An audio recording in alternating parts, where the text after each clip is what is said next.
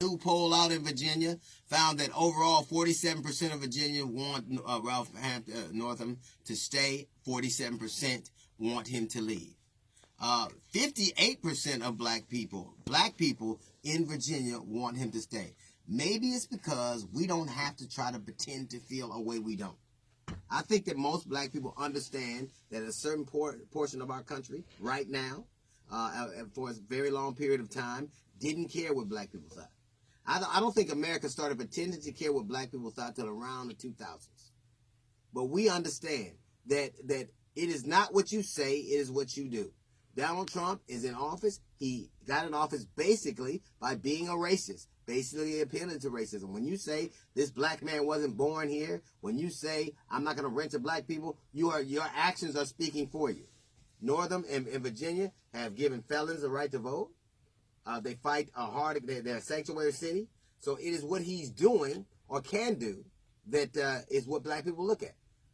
Politicians being racist is not new. It's retro.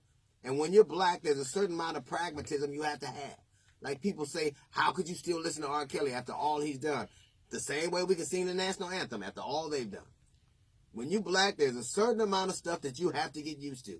And there's a certain amount of pragmatism you apply to things. I don't know if he is a racist. I don't know. I know Lyndon Johnson was a racist, and he changed the course of a lot of people's.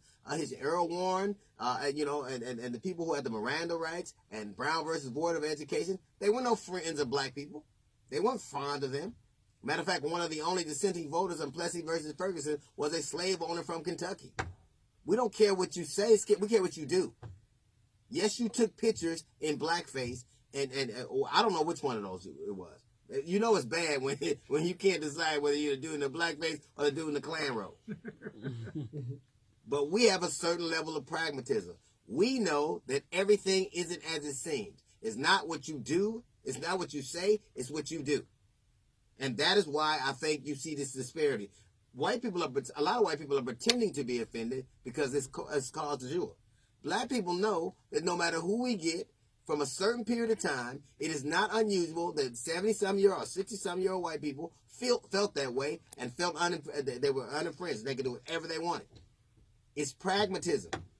You ask me how come black people can look the other way when somebody has a picture in a yearbook from 40 years ago? Look at all the other things you were doing 40 years ago.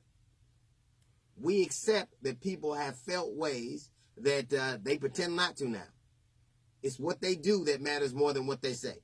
That's a little note from the GED section. We got the Jazz Report coming up in 15 minutes. It's the D.L. Hughley Show.